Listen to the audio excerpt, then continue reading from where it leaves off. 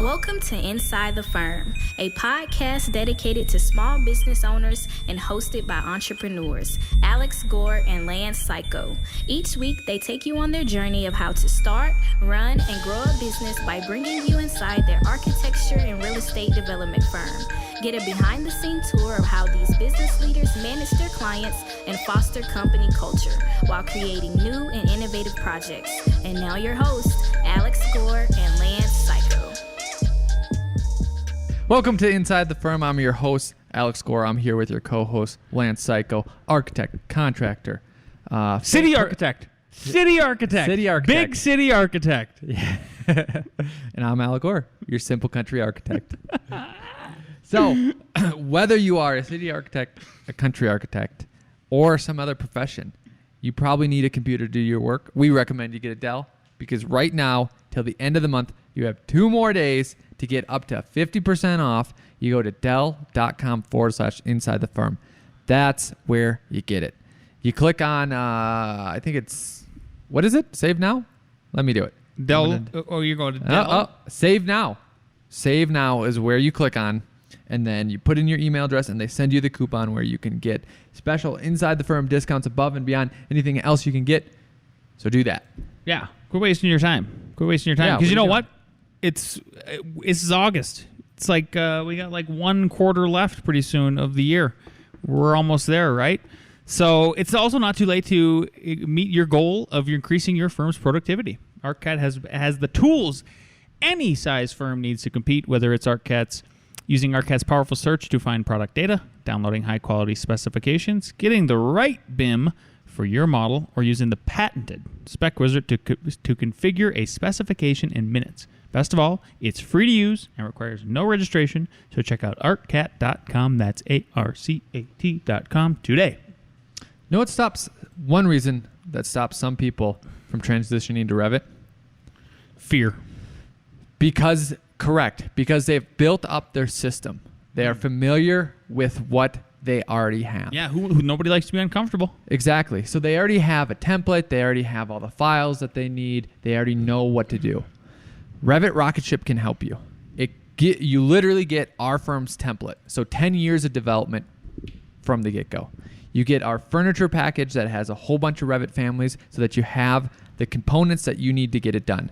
Also, in that template has the walls, floors, roofs, windows, doors, everything else you need to get done. So you're literally having to step up immediately instead of having to build up a whole nother system that you're used to, that you built up for 10 years. We've built up this one for you. And then we have the training that goes along with it so that you can learn how to use this system quickly so that you'll be familiar and you won't have that fear. If you buy Revit Rocketship right now at revitrocketship.com and then type in the coupon code B2S for back to school, you get to donate that same system to a local high school of your choice. A whole high school class will get the same system. We've had high school classes use it. They've had phenomenal results. It's instantly made them look like a professional. And I mean instantly. They obviously had to go through the course, use the template, and then use all the families. And you can help out your community that way, and it's a good way to give back. I promise you'll feel good. You would help out some young person that might want to become an architect, has this dream, and you will make them look like a rock star and encourage them. Instead of having that fear, they will be familiar, and that will boost their confidence. So go to revitrocketship.com. Check it out. Yep. We got Al the Contractor Gore in the hizzy. So here's a contractor thing that I just realized.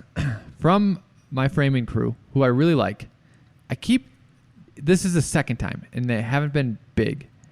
They've misquoted how much lumber that they needed. Oh, it happens on every job with them. Yep.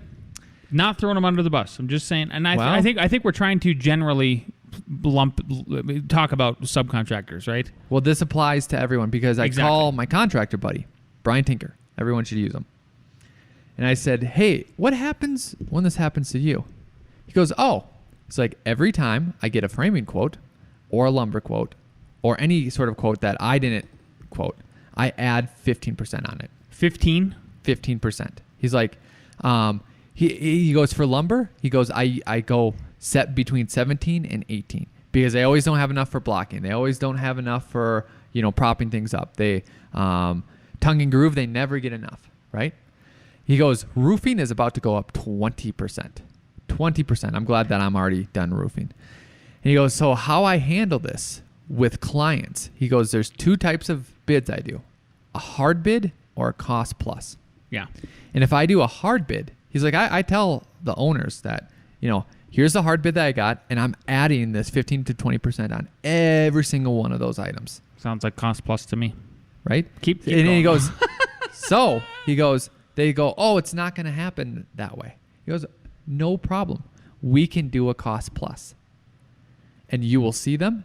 And he goes, trust me, they're going to come back in with extra amounts, and you are going to have to pay that. Yeah. Because it's a cost plus. And they go, I understand, but I want to do the cost plus. He goes, it always actually showing them that. Actually showing them, hey, here's my lumber quote. He didn't say anything about marking up labor. Mm-hmm. I don't get much markups on labor, ever. Okay. You know what I mean? Like the guys just don't ask, and then he shows them that markup, and then it almost convinces them to do cost plus. Mm-hmm. So I thought that was a nice little tidbit. That is a nice little tidbit, contractor Al Gore. Yeah. For sure. Also, measure twice, order once. Oh, whoop. Windows, right? Ah. Yeah. Yes. Sometimes windows break. We had a window break on site earlier this week, and so now I got to order another one, and that just happens, right? My lesson is for contracting this week is triple check everything before you actually pay for it, because now because sometimes the right material, maybe it's the wrong material, it comes and the color's wrong, and then you got to go, well, that's not going to work. So now we got to kind of eat that cost, and it is what it is. Yeah. And that's that. And honestly, I think, is anything else, Contractor Gore? Nope. Beautiful. We are going to, I'm going to introduce somebody very special to you guys. He's apparently a simple man. And without further ado, here we go. I'm just a simple country architect. Hey, Al, again, welcome to the show. Al Gore, Simple Country Architect. So you played that. We had it started at 7. I actually got on 6:30, and it went till 1 in the morning. Too long. So 1 in the morning, and then because 6 hours. 6 hours planning and zoning. Yeah, exactly. And you guys took up you guys were the only 2 projects on it, right? 2 projects. So I was there for both projects. Yeah, okay. The architect. So I've got some questions for Al Gore, Simple Country Architect. Can I tell him where that came from? Yes, Can I give him of course. So they were asking me about traffic, the parking, and the electrical lighting plan at this time. And I stated, my answers, and I said, the civil engineer is here, and I'm just a simple country architect, and she can correct me if I'm wrong.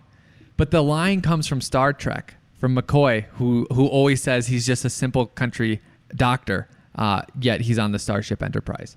So I love I've only used that line twice in my life, and it's actually been at planning and zoning commissions, because they're asking me about stuff that, they're asking me traffic and things like that. So I know the answer, but I have to preface it with that. Okay. All right. Well, I've got some questions for Al Gore, Simple Country Architect. Here, 1 second. The other comments I have are about the architecture. I think the board and bat is okay. It's not great. You're seeing a lot more of that modern design in the area, but I don't think that it's very as appropriate as it could be to the style of the architecture that is currently in the neighborhood. And the thing that I'm really opposed to are those huge white banded roof lines that you're showing, along with the white banded, planter bases or whatever I saw on that elevation. It gives it a really industrial kind of strip mall type of look. And sure, you can cover it up with plants and things like that, but really that kind of style right there is just, I don't think, appropriate at all for what you guys are trying to accomplish, and especially not for the neighborhood. So those are my 2 comments on that. So Al Gore, they to give everybody some context too about that is so basically our team presented the project to planning after planning and zoning staff recommended it to the planning and zoning commission. Then Al and our team presented the project further, and then the general public could call in. 14 people called in. Al Gore, what do you have to say to your poor planning of board and batten, which I look as traditional. Like I look at that and I go, I don't know if that's modern. Is that modern? Yeah, right. Well, the answer I gave was that we're doing actually a different type in the neighborhood. We're doing co-housing, which is a different type of living than single-family housing. So we actually don't have the same type of architecture as a single-family house. And to do so wouldn't be appropriate. Also, we could change the style. There's a bunch of things that we could change it to, but then someone else would have a critique of that style.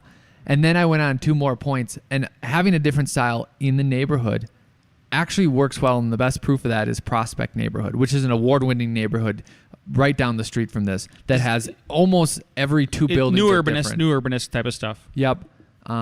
So it is actually appropriate, and it's been tested, and it's been tested extremely close. And then I talked about, rather than just style, the substance is what really matters. So I talked about how we broke up the building on the horizontal plane so that no section was over 40 feet, and then on the vertical plane too, and how we pushed and pulled and did masses that were more to the scale of the neighborhood. And no one from the city council really addressed it, other than one guy actually kind of agreed with me and like reiterated all my points just in a different way. And said, yeah, someone else would complain if it was different. He's like, I actually don't believe it's too contrasting. He goes, because of the way that they broke up the form, Yeah. But there's more. So with that, we're going to field another question from the wonderful public with their opinions. The term for those of us also in the profession of architecture have a term for the architecture as presented on this project. I call them Revit boxes, after the software that they're probably being designed or developed with.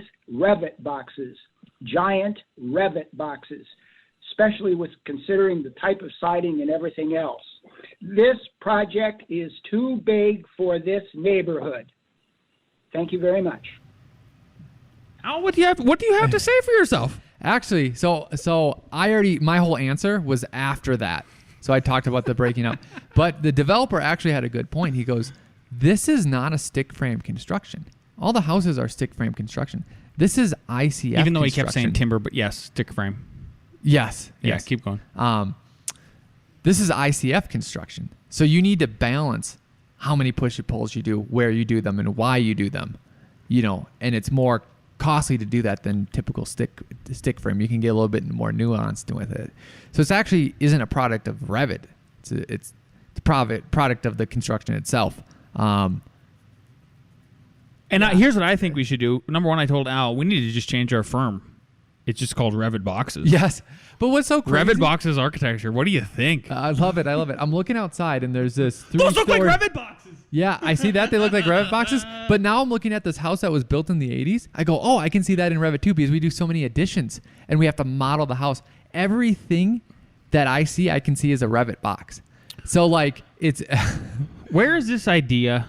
First of all, I gotta say, if you're an architect listening to this and you go into a public hearing like this and you give your opinion, then you damn well better be doing some curvy shit with your architecture firm. Like, I want to see some Zaha stuff. Because what you have to do at the beginning of your public comment for any of this is you give your name. And if I hear you critique our work like that, then I'm going to look you up, and I'm going to go like, oh yeah, I expect to see some Zaha stuff. Oh man, those also look like Revit boxes. So just have a little bit of like self-reflection just in general. But yeah, to the Revit boxes comment, like there was that we already read the letter about the whole complaint about the Revit from the architectural community, and I just think it's whining about the whole thing. But man, I don't know. The outside, it's frustrating. I haven't had too much of a hand in this project that Alex was defending, we're presenting to the planning and zoning. So my perspective was trying to be objective and just understand the all the concerns and everything involved. And even for me not having a very inside look at it, I was like, when hearing critiques and stuff, I was like, oh, I just don't think you understand. It's silly for you to make these comments, whoever you are, about anything related to the project, because you don't know all these little nuances. And then Alex would explain the nuances. Like, I can't remember what other kind of question you got about why couldn't you make them 5 foot smaller. And I thought your question was perfect. You were like, okay, first of all, 5 feet in a house is a huge amount of space. Yep. Huge amount of space. Because it's 5 foot times like 15 foot or 20 Correct. foot. Correct. And then I stated where you move that wall is a room. And that room has a certain space to it. And then once you change that room, it might not be the same room type. And then you need to... The room type is related to the next room type. And there's a cascade domino effect of when you do this. And then the developer gave another good point too. Because I said also it's good to have these houses. There's these 3 houses that are basically the same. They're just flipped and mirrored and rotated and stuff like that.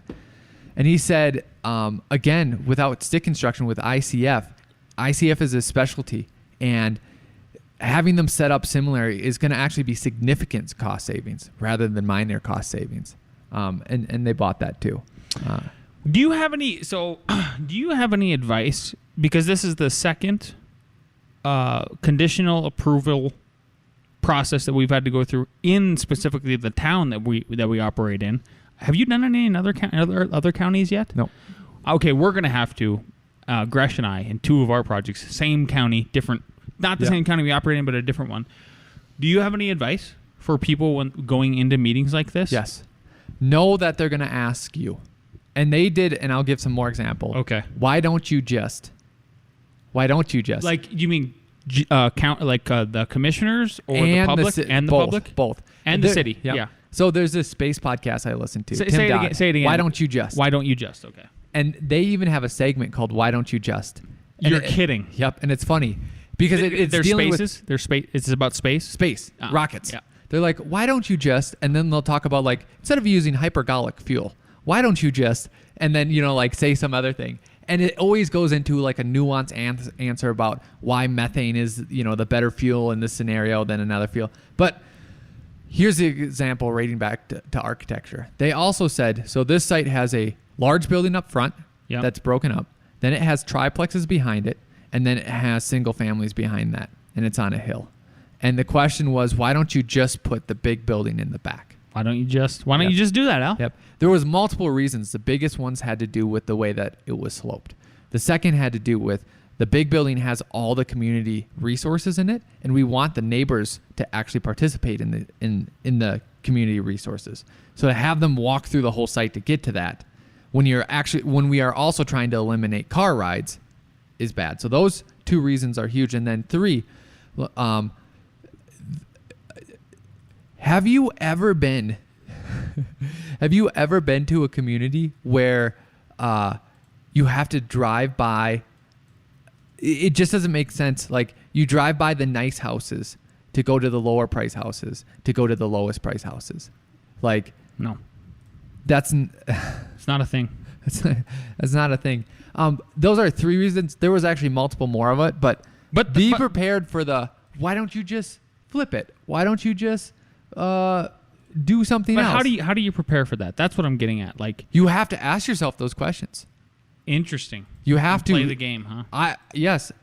Write them down beforehand. Think of them. Think about your solution. So the developer on this one is actually really, really involved. I'll ask you because you were listening from another room. I was not expecting to answer any of those questions. You were expecting him to do it. Interesting. So, how did the answers come across? They were good. This is me just objectively answering Alex's question, obviously. No, they were all good. It seemed like, obviously you guys, know much more about the project than I do. I just know the overall scope and generally what you guys are doing. No, they came off fine. It was actually the second meeting is the one where I was just like, the second project you guys had to go up for that's where I was like, that was the only time with anything you said where I said he should have done it like this. It was the only time. But it was afterwards that you had that realization, because I'm telling you why. The biggest after the meeting's over. Yeah. Okay. Because during the middle of it, we were texting back and forth after I was done. Yes, you're right. And you said I nailed it in the comment. Yeah. Do you want to transition into the second one, or want to keep going on the first one? I just don't want us to lose the point. Here's the other thing too: is like, so they were all. So I don't know if everybody else is still doing this, but let's say you have to do this during COVID, and right now all of our meetings we're having with any city official is via Zoom. It's actually working out really well. Mm-hmm. What was a really cool observation that I had from my end about Al and his team, his design team, and people helping him was because he has two different designers that were working with him for the two different projects, and then what they did is they basically had like Command Central here, and they were ready to go. And so they had like the project pulled up so they could pull up all kinds of square footages, and they just planned for the whole thing. And then the next day, obviously, you guys came in a little bit later because everybody stayed up late. Well, I mean, we had to if you're really, I would say, if you're really, really like if your project is a contentious one, because they passed this, so they ended up passing unanimously and agreeing to do this conditional approval. Yay, go F9, go developer. It's a huge project for us. But if you're trying to push a project through that's a little maybe more contentious than this one, I don't know, from my outside perspective, didn't seem that contentious. The first one? Yeah. People were mad at the traffic. They were really, really mad, and they had to go through. They had to kind of go through the traffic report and all that. But I have a feeling like they've heard that same retort before. Yeah. Yeah. Yeah. But what I was going to say is, if you are going through a project like that, maybe one way to test the why didn't you just is if you did a mock presentation in front of, if you could get a hold of like another colleague, maybe your wife or somebody else like that, or your husband, or I don't know. Sure. And then they could ask why don't you just? Yep. Why don't you just? Yep. Something like that. Yeah. Yeah. So bravo to Al and his team, but you win some, you lose some. Right. Second one they lost. Second one we went down in flames. Second one was a little tiny project too. Yeah. It was brutal. Very tiny. And here's actually why I thought we were going to win, besides the points that I laid out. The first project was massive. I mean, the building in front was 46,000 square feet that they're putting in this neighborhood. And this is a block and a half away from this. And the biggest issue that we were breaking was a size issue. I should have brought that up the first thing. Is you guys just approved a 46,000 square foot building in this neighborhood. And we're talking about a difference of 200 square foot on a tiny lot that could be made bigger. We lost that battle because of that technicality. Bigly. And I could go over all of it, but my main takeaway, they basically held on procedural grounds. And I think it was because one of the neighbors was threatening to sue. And they came in hot on the comments and just, it was baffling to me. And this is Lance's critique, because they said we are going through the steps to permit an already built structure that didn't have permits. Yeah. And their two biggest things of why we couldn't do it is because it was too large, meaning it doesn't fit within the context. And I proved pretty convincingly, and I would say that they actually agreed that rule doesn't really make sense, and it's not that it's too large for the context, because you could build something bigger there. It's just a specific rule is saying that you can't. And then the second part was they're unpermitted. And so the first step is this step. Then we go to the building department. And I think they were tired, exhausted. And here's my biggest takeaway is that Bond Farm project, that had these huge things, huge ramifications. They had huge benefits for the city too.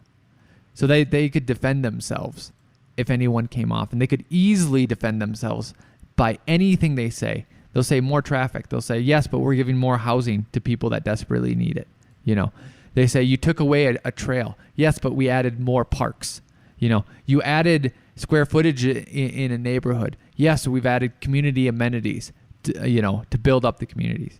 Now this little tiny ADU addition. Oh, you broke the sizing rule. Why? So that this lady didn't have to spend a whole bunch more money rebuilding something that already exists there. For how long? 30 years, right? 1992. 30 years. Is that really 30 years? Yes. Yeah. So almost both close benefits are to the one person and not to the community. And the threat of the neighbors is to themselves. So then they cowered out, didn't do what was morally right, and stuck to the technicalities of the rules. And I believe that's my final conclusion. It's because there was no cover for them. It was only risk for them. So they decided not to stand up. Exactly. And they only had again, this is a project I was just not intimately familiar with. So half of me first of all, the first half of the meeting was me watching like obviously we want this project to go through and finish because now we're on to construction docs, right? Basically. Yep. Construction docs. And that's a large amount of billability for us and stability for the firm. But the reason why I watched the second half was like I need to see what the heck's going on with like the internal workings of my firm. So I was just genuinely curious, but I was still an objective like viewer with a subjective slant, and so when the objectivity had me going, man, you guys are like Al, you guys approached this. You guys should have started off by stating that this isn't about getting the building permit or the certificate of occupancy. This isn't about the building permit. Yes, we are in planning and zoning. You are called the Planning and Zoning Commission. That's so I'm getting pissed here because it's like me explaining to Bond Farm, hey, Planning and Zoning Commission, do you know that you are only need to talk about planning and zoning stuff? Yeah, you have nothing to do with the actual building welfare and safety, which is the building department. So I thought of that. I thought of exactly that, and then it was, oh, but Al couldn't have went into that meeting and basically told him that what their job was. That would have been patronizing. That would have been so condescending. It probably would have went even worse.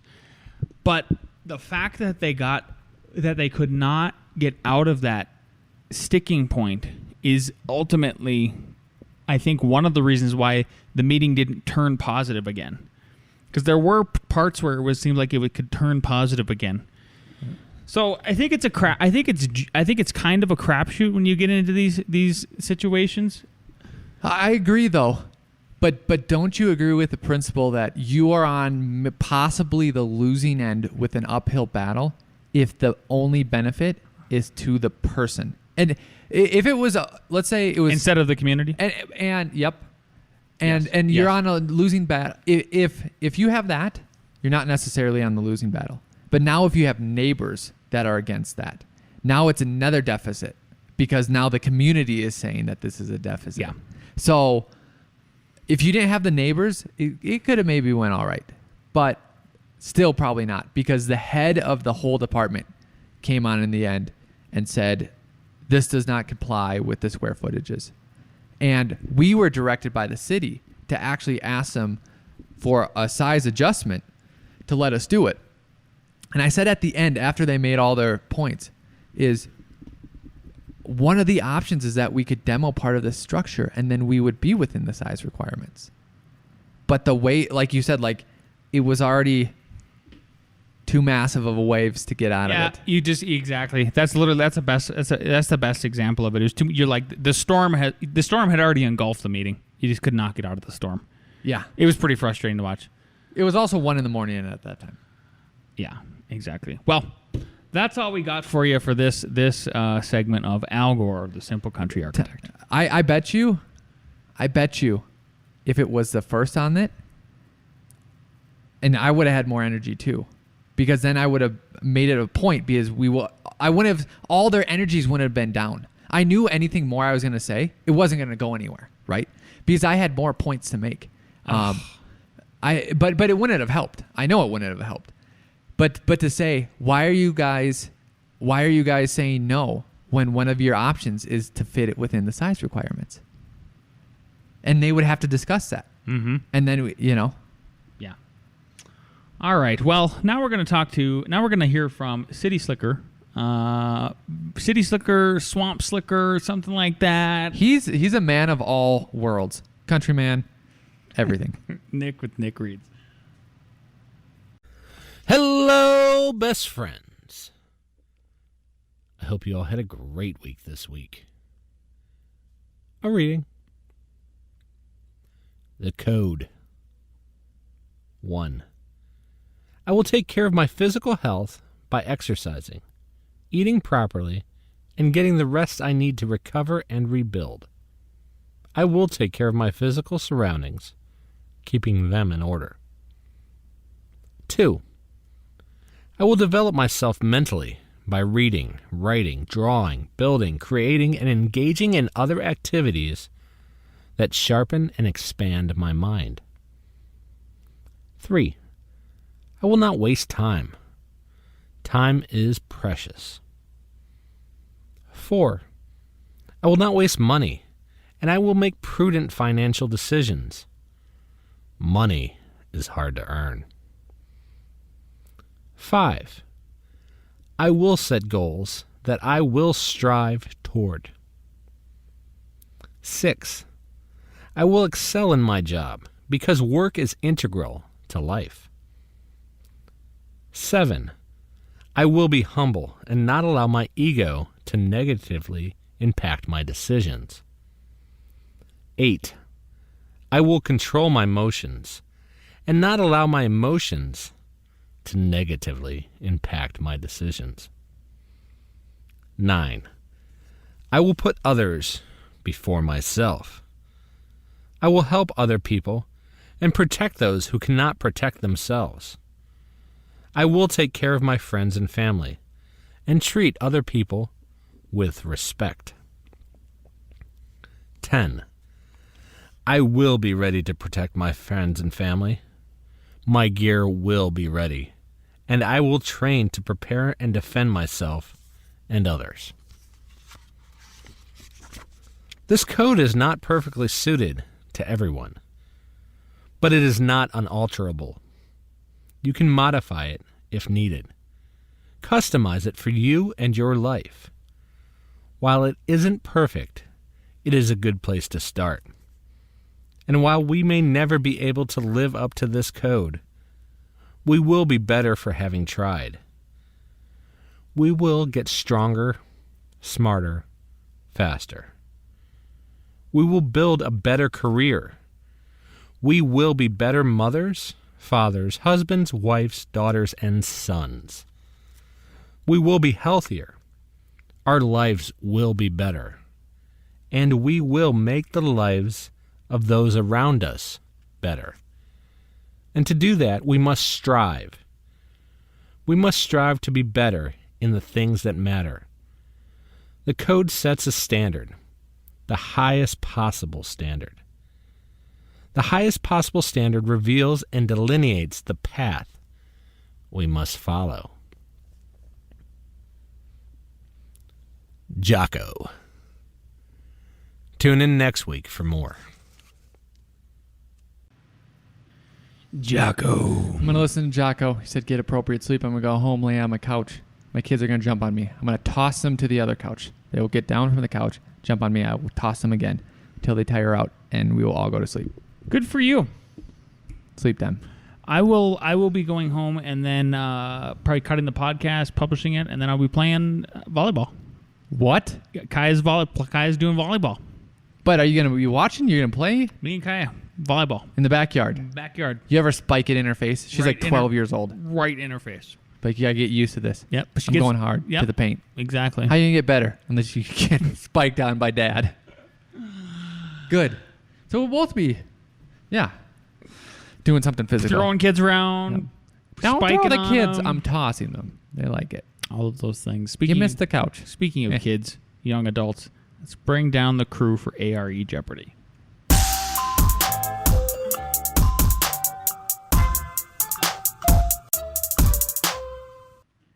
Which phase is typically the largest percentage of a project budget? A. SD. B. DD. C. CD. D. Bidding. Rebecca's looking all confident over here. She's like, San Diego State? What do we have? Okay, we got C, and we have a no-show. C is the correct answer. Construction documents. Question 2. What U.S. city created their own building code instead of adopting one? A. Chicago. B. New York. C. Los Angeles. D. San Francisco. I think cities are lazy for not adopting their own. Making up their own? How about that? All right, long months. How about that? Building code, not zoning though. Building. Yep. Okay, here we go. A, B, B. So 2 people thought it was New York. Incorrect. It is Chicago. Wait, I wanted Chicago. What was that? Oh. You know what my zoning code would be? What? No zoning code. We know zoning code? Done. It's your property. Okay, do what you want. Do what you want? Do what if it do terms? what you need to do. Ooh, I've met some people with some questionable standards. Right next to your house, you want plywood? Just plywood going out, all that? The HOA could take care of that. There you go. It would encourage more HOAs. Oh, they are also the worst. The worst. Sure. Yeah, you know what? I would expect that from a country architect. The simple country art. Number 3. What is the minimum separation distance that a septic tank must be located away from a primary structure? A, 5 feet. B, 10 feet. C, 20 feet. D, 50 feet. Away from a primary structure. Septic tank. Minimum distance. We need them repeated. Are we good? Do we have answers? What's the answers? All right. We've got A, C, and 50 feet. The correct answer is B. Which is? 10 feet. 10 feet. 10 feet.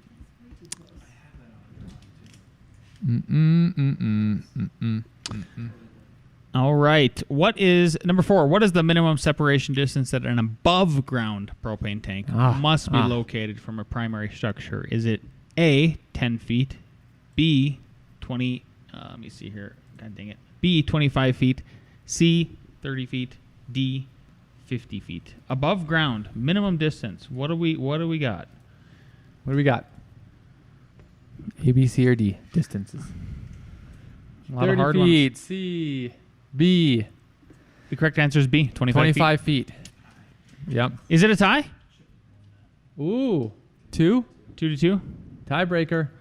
All right. First person to come up with it. I mean, first person with the right answer. You know the rules, right? You're going to hold up the answer. Ready? Okay. 3, 2, 1. What does SDC stand for? If they don't get them, we'll give them hints. SDC. Yep. And if you get this, you get a takeaway. They win from both of them. Yeah, I agree. Rebecca, if you guess and you win, you're the champion. Champion. Gresh has seismic design Celts. Close. Close. There's your hint. Mark has sound dampening. Nope, nothing to do with sound. Systematic design concept. Systematic design company, no. So Gresh had the closest with seismic I got one.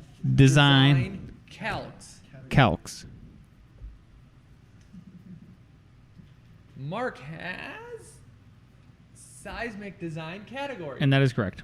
Bam. Congratulations to Mark. Mark, where are we going to eat today? Oh, we already ate at Culver's. Culver's. Look at that. Look at that. Look at that. So, get yourself some Culver's. Log on online. Go to RevitRocketShip.com. Buy RevitRocketShip.com. Email me what high school you wanted to go to. You did a good deed. You have Culver's in your belly, and you're going to learn Revit. There you go. Make it happen. If you haven't given us a 5-star review, please give us a 5-star review. If you haven't recommended this podcast to your mom, recommend it to your mom. Let's see you next week.